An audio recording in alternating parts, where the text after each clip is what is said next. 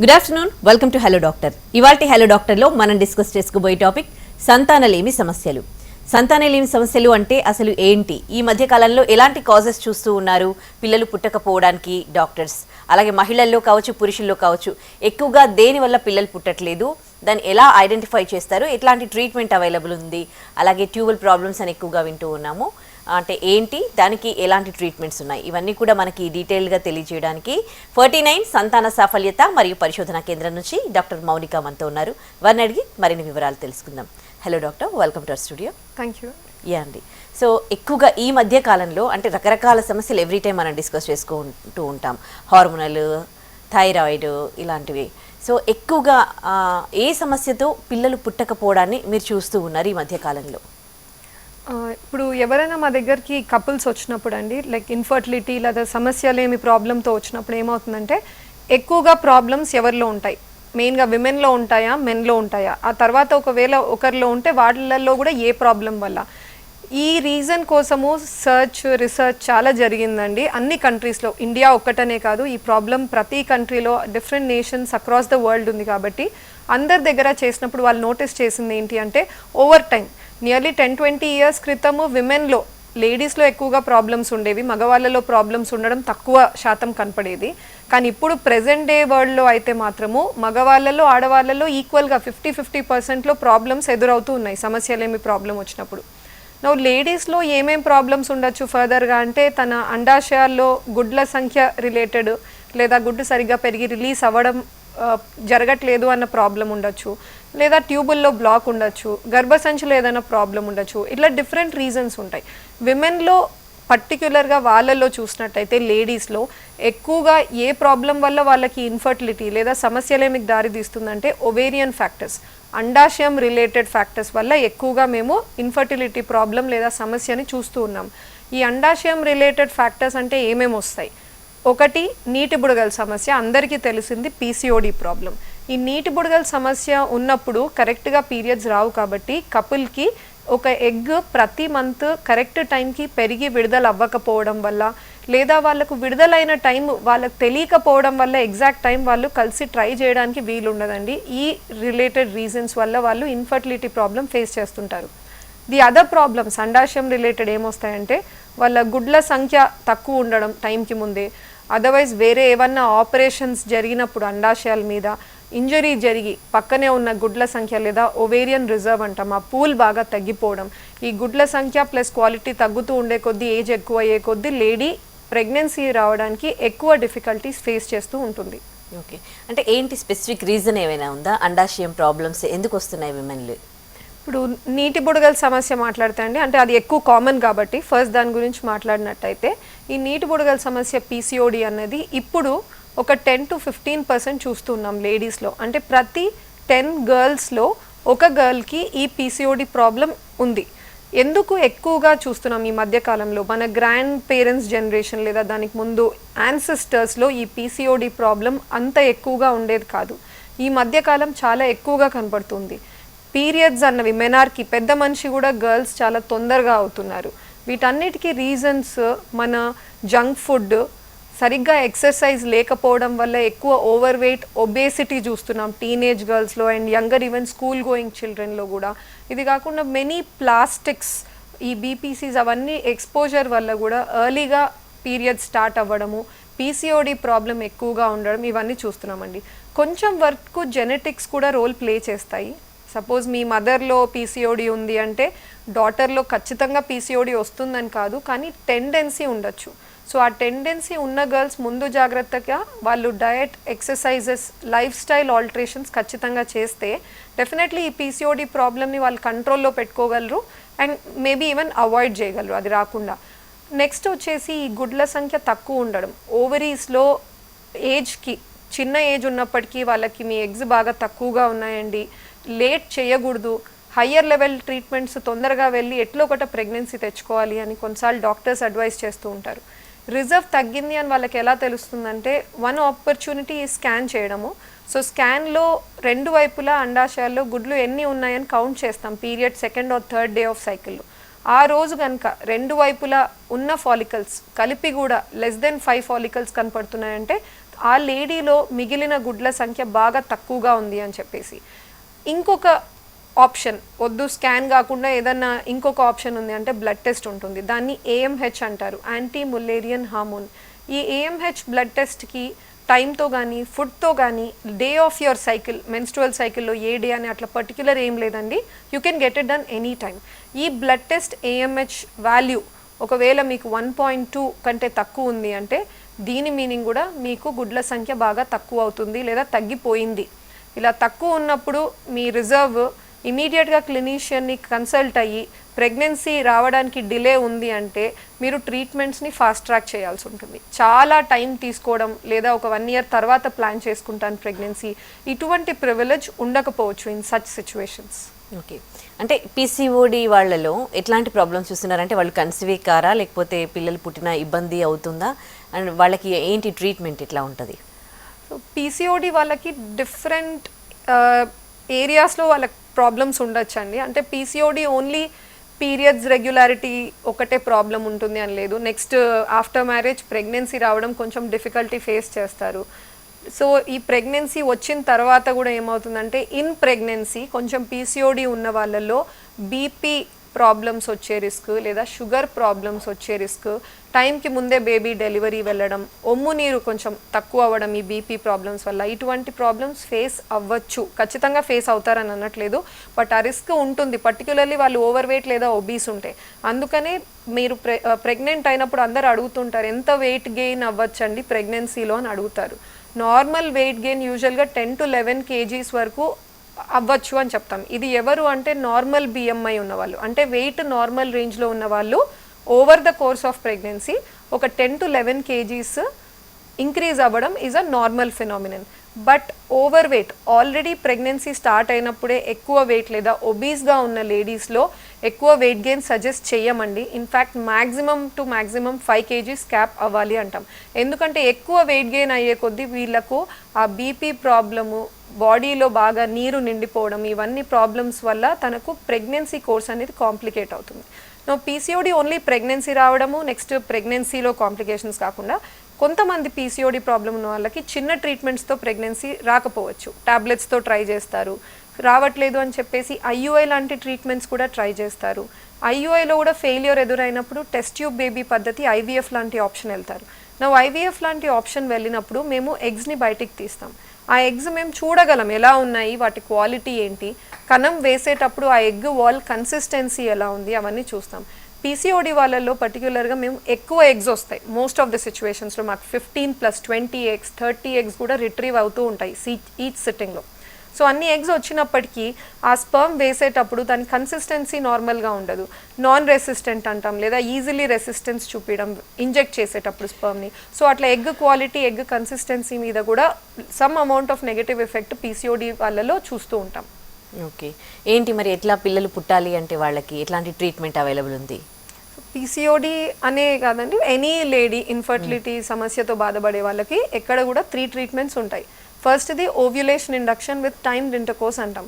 దీంట్లో ఏం చేస్తామంటే లేడీకి రెగ్యులర్ సైకిల్స్ ఉండొచ్చు, లేదా PCOD లాంటి కేసెస్లో ఇర్రెగ్యులర్ సైకిల్స్ ఉండొచ్చు.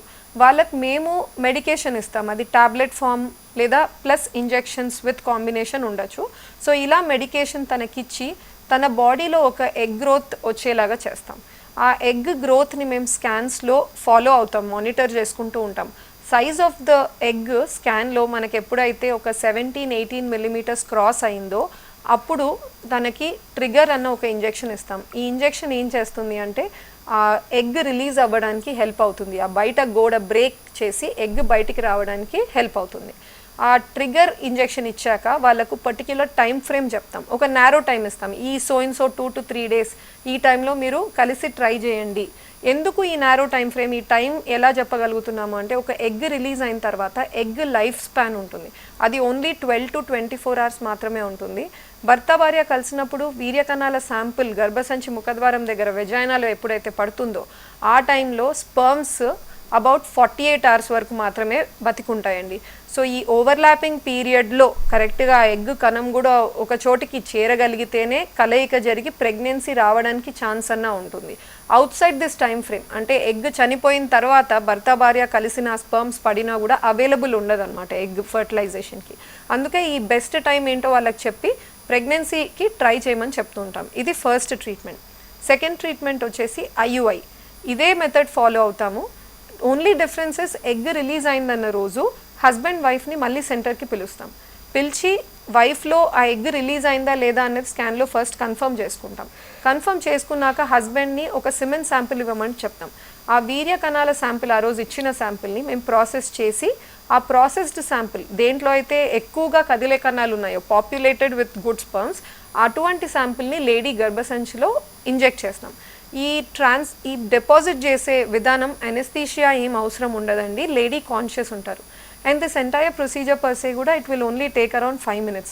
ఆ ప్రొసీజర్ పర్ఫామ్ చేసిన తర్వాత అనదర్ 10 to 15 minutes లేడీని ఆ లయింగ్ డౌన్ పొజిషన్లోనే ఉండమని చెప్తాం. తర్వాత తను లేచాక మెడికేషన్ ఎక్స్ప్లెయిన్ చేసి నెక్స్ట్ 15 daysకి సపోర్ట్ మాత్రలు అవి ఎక్స్ప్లెయిన్ చేసి డిశ్చార్జ్ చేసి ఇంటికి పంపించేయడం జరుగుతుంది. ఇది IUI ట్రీట్మెంట్. లాస్ట్ వచ్చేసి IVF లేదా టెస్ట్ ట్యూబ్ బేబీ పద్ధతి ట్రీట్మెంట్. టెస్ట్ ట్యూబ్ బేబీ పద్ధతి ట్రీట్మెంట్ అందరికీ అవసరము అని అనమండి. ఒక్కొక్క case it is different from the other couple. ప్రతి కపుల్కి వాళ్ళ ఓన్ హిస్టరీ ఉంటుంది, వాళ్ళ ఓన్ ప్రొఫైల్ ఉంటుంది. సో ఎవరికి ఏ టైంలో అవసరం అన్నది చూసి IVF ట్రీట్మెంట్ ఆఫర్ అవుతూ ఉంటుంది. ఈ టెస్ట్ ట్యూబ్ బేబీ పద్ధతి ఉన్న ట్రీట్మెంట్స్లో అన్నిట్లో కూడా మోస్ట్ అడ్వాన్స్డ్ మెథడ్ అండ్ ఉన్న అన్ని ట్రీట్మెంట్స్లో కూడా మ్యాక్సిమం సక్సెస్ రేట్ మనం చూడగలిగింది టెస్ట్ ట్యూబ్ బేబీ పద్ధతిలో. టెస్ట్ ట్యూబ్ బేబీ అన్న వెంటనే దీని మీనింగ్ ఏంటి అంటే లేడీ ఎగ్ని భర్త కణంని కలపడం ల్యాబ్లో జరుగుతుంది. ఈ కలయిక ఫర్టిలైజేషన్ అన్న స్టెప్ బయట అవుట్ సైడ్ ద బాడీ ల్యాబ్లో జరుగుతుంది. అందుకే దాన్ని ఇన్ విట్రో ఫర్టిలైజేషన్ అని అంటూ ఉంటారు క్లినికల్ టర్మ్స్లో. లేడీకి period 2nd or 3rd day నుంచి ఇంజెక్షన్స్ ఇచ్చి ఎగ్స్ పెరిగేలా చేసి ఆ ఎగ్స్ని మత్తు ఇచ్చి తనకి రిట్రీవ్ చేసుకొని ఆ ఎగ్స్లో హస్బెండ్ స్పర్మ్స్ని మేము ఇంజెక్ట్ చేసి ఇంక్యుబేటర్ అన్న ఎక్విప్మెంట్లో మేము పెట్టేసి ఆ ఇంక్యుబేటర్లోనే Day 3 లేదా 5th day ఎంబ్రియో వరకు నర్చర్ లేదా కల్చర్ చేసి ఆ ఎంబ్రియోని తన గర్భసంచిలో లైనింగ్ బాగుందన్నప్పుడు ట్రాన్స్ఫర్ చేస్తాం. దీన్ని టెస్ట్ ట్యూబ్ బేబీ అంటారు. టెస్ట్ ట్యూబ్ బేబీలో అయితే మీరు success rate almost up to 50% మీరు ఎక్స్పెక్ట్ చేయొచ్చు. ఓకే, ఇకపోతే ట్యూబుల్ ప్రాబ్లమ్స్ అంటే ఎలాంటి రకాల ట్యూబుల్ ప్రాబ్లమ్స్ మీరు చూస్తూ ఉంటారు? దానికి ఎట్లాంటి ట్రీట్మెంట్స్ అవైలబుల్ ఉన్నాయి?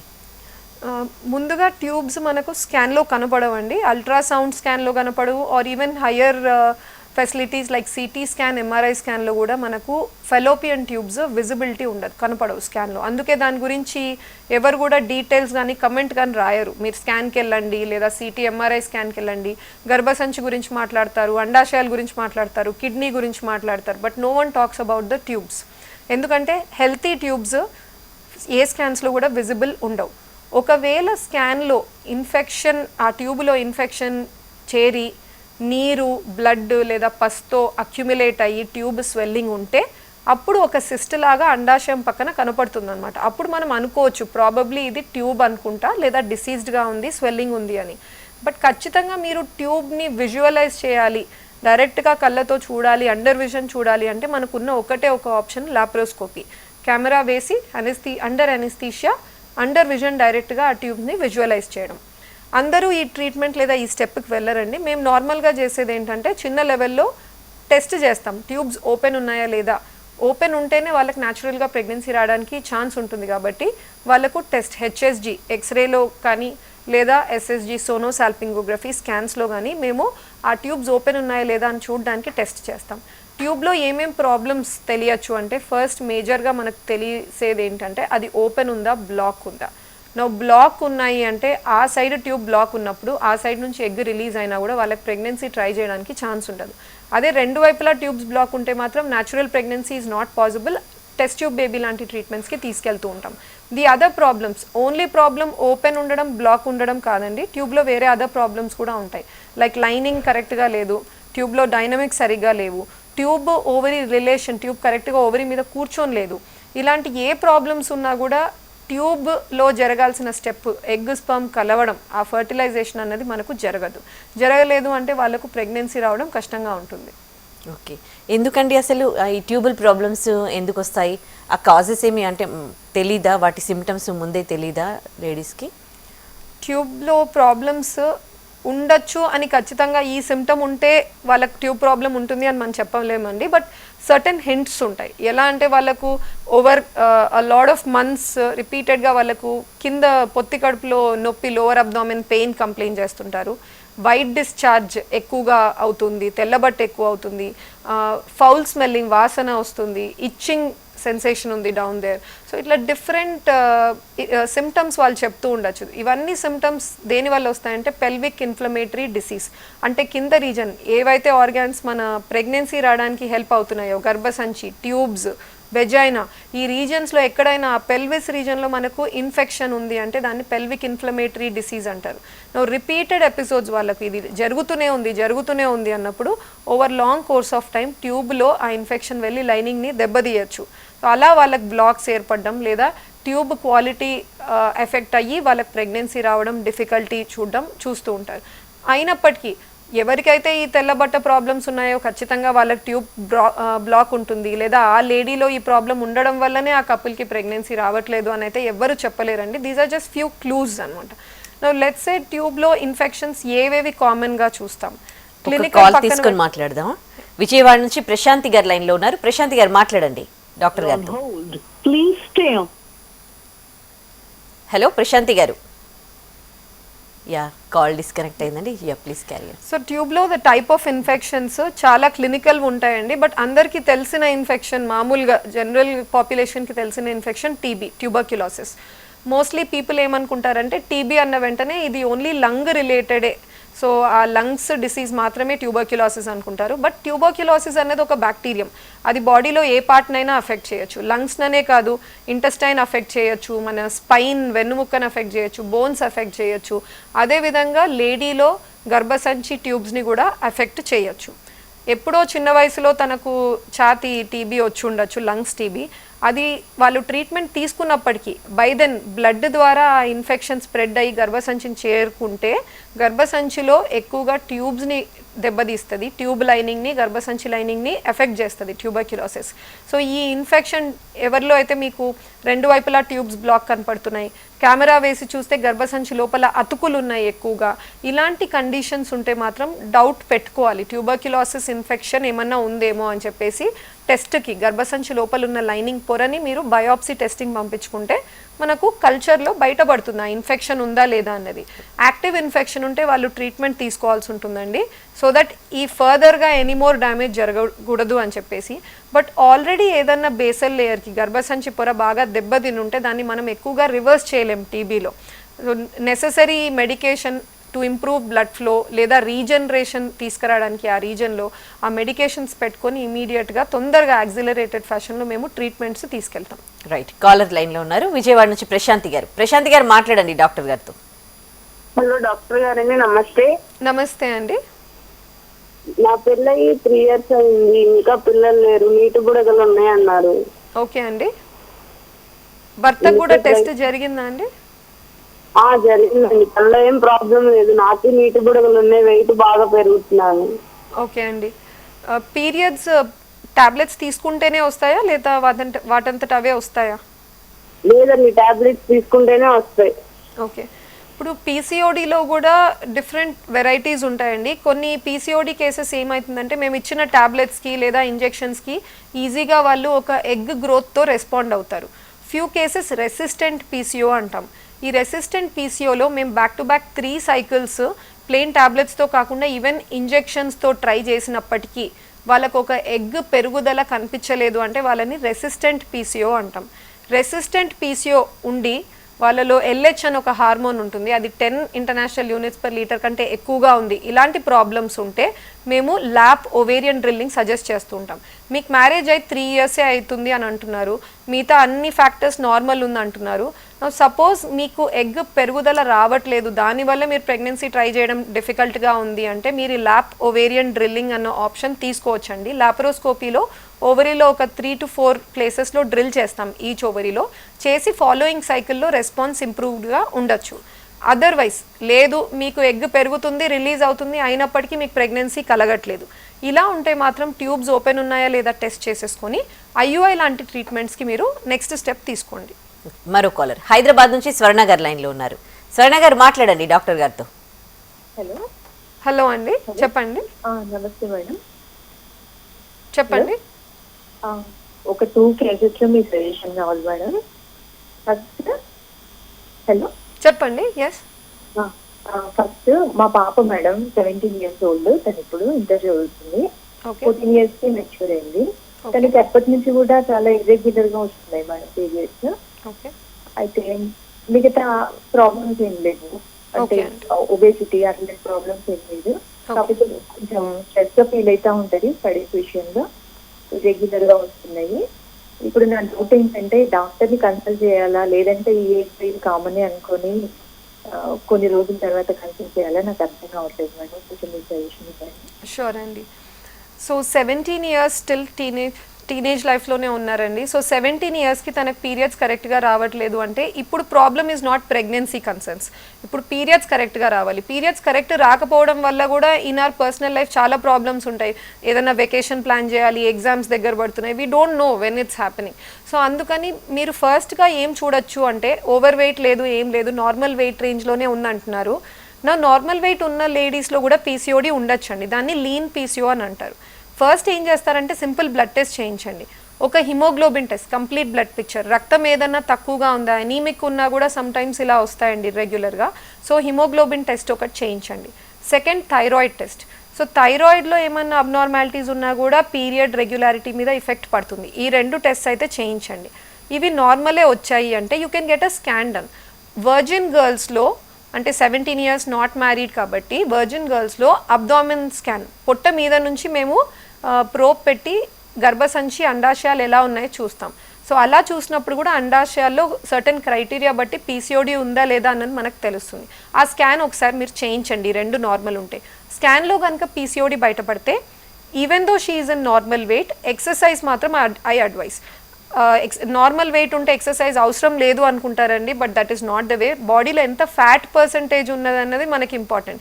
అందుకని ఎక్సర్సైజ్ చేస్తే ఎక్కువ మజిల్ బిల్డ్ అవుతుంది. ఫ్యాట్ పర్సంటేజ్ తగ్గే కొద్దీ పీరియడ్లో రెగ్యులారిటీ సెట్ ఇన్ అవుతుంది ఆటోమేటిక్గా. ఇవి కాకుండా కొన్ని టాబ్లెట్స్ ఉంటాయి, అవి హార్మోన్స్ అని అనను, బట్ ఆ పీసీఓడి ఫిజియాలజీని కంట్రోల్లో పెట్టడానికి సర్టెన్ మెడికేషన్ ఉంటాయి. స్కాన్లో పీసీఓడి ఉంది, మీరు డయట్ ఎక్సర్సైజెస్ చేసి హిమోగ్లోబిన్ థైరాయిడ్ నార్మల్ ఉన్నప్పటికీ మీకు ప్రాబ్లమ్ సాల్వ్ అవ్వట్లేదు అంటే అప్పుడు maybe you can consult a gynaecologist. ఆ మెడికేషన్ ఆ డాక్టర్ మీకు ప్రిస్క్రైబ్ చేస్తారు. మరో కాలర్ తిరుపతి నుంచి వాసవి గారు. వాసవి గారు మాట్లాడండి డాక్టర్ గారితో. Good afternoon madam. Good afternoon అండి. మేడం నేను ఇప్పుడు సెకండ్ ప్రెగ్నెన్సీ కోసం ట్రై చేస్తున్నాం మేడం. ఓకే. మా బాబుకి ఇప్పుడు 13 months మేడం. ఓకే అండి. అంటే ప్రెగ్నెన్సీకి ఎంత గ్యాప్ ఉండాలి మేడం? మీది నార్మల్ డెలివరీనా సిజేరియనా అండి? Normal madam. ఓకే.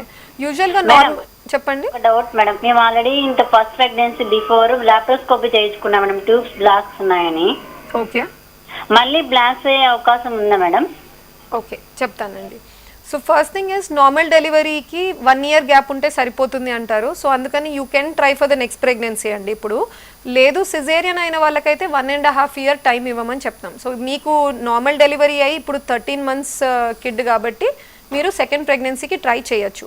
ఫస్ట్ టైంలో బ్లాక్ ఉంది అని మీరు లాప్రోస్కోపీ చేయించుకున్నారు, దాంట్లో ఓపెన్ ఉంది అని బయటపడింది అన్నారు. ఇప్పుడు మళ్ళీ లాప్రోస్కోపీ లాంటి హై లెవెల్ అట్లా సర్జరీకి వెళ్లకుండా సింపుల్ టెస్ట్స్ ఉంటాయి, హెచ్ఎస్జీ లేదా సోనోసాల్పింగోగ్రఫీ అని సింపుల్ టెస్ట్స్ ఉంటాయండి. ట్యూబ్ ఓపెన్ ఉందా లేదా చూడడానికి. మీకు డౌట్ ఉంది అంటే అది ట్రై చేయొచ్చు, బట్ ఐ అడ్వైజ్ ఒక 1-2 months మీరు చూడండి. న్యాచురల్గా ప్రెగ్నెన్సీ రావట్లేదు అంటే you can go ahead and get this small test done. And 13 months first thing is మీరు ఫీడింగ్ ఆపేశారా, పూర్తిగా కిడ్కి బ్రెస్ట్ ఫీడింగ్ మిల్క్ ఇవ్వడం మీరు మదర్ ఆపిన తర్వాతనే మీరు సెకండ్ ప్రెగ్నెన్సీకి ట్రై చేయండి. అదర్వైజ్ మీరు ఆ సైమల్టేనియస్గా ట్రీట్మెంట్ తీసుకుంటూ ప్రెగ్నెన్సీ వచ్చే అవకాశాలు తక్కువ ఉంటాయి, మిస్క్యారేజ్ కన్సర్న్స్ కూడా ఎక్కువ ఉంటాయి మిల్క్ ఇచ్చే టైంలో మీరు ప్రెగ్నెన్సీ తెచ్చుకుంటే. సో ప్రిఫరబుల్లీ మీరు బ్రెస్ట్ ఫీడింగ్ పూర్తిగా ఆపేసిన తర్వాత సెకండ్ ప్రెగ్నెన్సీని ప్లాన్ చేయండి. ఓకే. విమెన్తో కంపేర్ చేస్తే మెన్లో ప్రాబ్లమ్స్ అంటే ఇప్పుడు ఎట్లా ఉంది ప్రెసెంట్, వాళ్ళలో ఎలాంటి రకాల కైండ్ ఆఫ్ ప్రాబ్లమ్స్ మీరు చూస్తున్నారు? వాళ్ళది ఫిజియాలజీ బట్టి యూట్రస్ ఓవరీస్ ట్యూబ్స్ ఇన్ని స్ట్రక్చర్స్ వాళ్ళ సైడ్ నుంచి మనకు ఎక్కువ ఇన్ఫర్మేషన్ ఉండదండి. మనం చూసేది పారామౌంట్గా ఇట్స్ ద సిమెన్ అనాలిసిస్, అంటే వీర్య కణాల పరీక్ష. దాంట్లో కౌంట్ ప్రాబ్లం ఉండొచ్చు, కదలిక ప్రాబ్లం ఉండొచ్చు, లేదా స్పర్మ్ షేప్ అబ్నార్మల్గా ఉండొచ్చు. ఈ పారామీటర్స్ వల్ల ప్రెగ్నెన్సీ రావడం డిఫికల్టీ ఉంటుంది. వీళ్ళకి ప్రాబ్లమ్స్ ఉన్నాయి అంటే అప్పుడు మేము బ్యాక్ ట్రాక్గా వెళ్ళి హార్మోన్స్ టెస్ట్, స్కానింగ్ అట్లా వాళ్ళకు కూడా చేయించి ఏ లెవెల్లో ప్రాబ్లం వస్తుంది, బ్రెయిన్ నుంచి సిగ్నల్ అందట్లేదా బీజంకి, లేదా బీజంలోనే ప్రొడక్షన్ ప్రాబ్లమ్స్ ఉన్నాయా, అదర్వైజ్ ఇన్ఫెక్షన్ వల్ల బీజం నుంచి బయటికి స్పర్మ్స్ వచ్చే దారుల్లో ఆ ట్రాక్ట్స్లో ఎక్కడన్నా బ్లాక్ చేరుకుందా, ఇలాంటివి చూడడానికి blood test and scan facilities available ఉంటాయి. ఓకే, ఎందుకు వస్తున్నాయండి వీళ్ళకి కౌంట్ ప్రాబ్లం కావచ్చు, షేప్ ప్రాబ్లం కావచ్చు, ఇవన్నీ అంటే ఎందుకు చూస్తున్నారు? మీకు తెలుస్తూ ఉంటుంది కదా. సో మేల్ హార్మోన్ టెస్టోస్ట్రోన్ అంటారండి. ఇది యూజువల్గా ఈవెన్ పీపుల్ జిమ్కి వెళ్ళే వాళ్ళు, లేదా who want to go, who are interested body building, వాళ్ళందరికీ కూడా ఐడియా ఉంటుంది హార్మోన్ గురించి. ఈ testosterone male hormone what we noticed is over decades, అంటే మన గ్రాండ్ పేరెంట్స్ నుంచి చూస్తూ ఉంటే మగవాళ్ళలో ఈ హార్మోన్ ఓవర్ కోర్స్ నెక్స్ట్ జనరేషన్కి తగ్గుతూ వస్తుంది, the amount of hormone in the body. ఇది ఎందుకు తగ్గుతుంది అని వాళ్ళు చూస్తే మెన్కి కూడా సేమ్ ప్రాబ్లమ్స్ అండి. అంటే ఆల్కహాల్, స్మోకింగ్, సరిగ్గా అడిక్వేట్ స్లీప్ ఉండకపోవడము, night time party, night life కావచ్చు, లేదా ఈవెన్ వర్క్ ప్యాటర్న్స్లో కూడా. అగ్రికల్చర్ అంటే అప్పుడు మార్నింగ్ పోతారు, evening by 6 and all dinner అయిపోతుంది, by 7 they are going to bed. ఇప్పుడు అలా లేదు, ఎక్సర్సైజ్ లేదు. ఇవన్నీ రీజన్స్ వల్ల, ఓవర్ వెయిట్, స్మోకింగ్, ఆల్కహాల్, వీటన్నిటి వల్ల వాళ్ళకు ఈ టెస్టోస్ట్రోన్ హార్మోన్ తగ్గుతూ ఉంది. ఈ టెస్టోస్ట్రోన్ హార్మోన్కి స్పర్మ్ ప్రొడక్షన్ అండ్ దాని వైటాలిటీ క్వాలిటీకి క్లోజ్ రిలేషన్ ఉంటుంది. సో అది ఒక రీజన్ ఇలా తగ్గిపోవడానికి. But other reasons, specific reasons, కొంతమందిలో జెనెటిక్గా జీన్స్ అబ్నార్మాలిటీస్ ఉంటాయండి, దానివల్ల కూడా ప్రొడక్షన్ ప్రాబ్లమ్స్ ఉంటాయి బీజంలో. Otherwise urinary tract infection, sexually transmitted diseases అని ఉంటాయి. సో వాళ్ళకు ఆ ఇన్ఫెక్షన్స్ కూడా త్రూ పెనిస్ వెనక్కి వెళ్ళి ఆ ట్రాక్ట్స్ ద్వారా వెళ్ళి బ్లాక్స్ చేర్చి కణాలని పూర్తి నంబర్స్ బయట శాంపుల్లో రిప్రజెంట్ కానివ్వకుండా కూడా చేస్తుంటాయి. Right, thank you so much అండి. మాకు సంతానలేమి సమస్యలు, దానికి ఎట్లాంటి ట్రీట్మెంట్స్ అవైలబుల్ ఉన్నాయో తెలియజేశారు. Thank you. ఇది ఇవాల్టి hello doctor. Stay tune to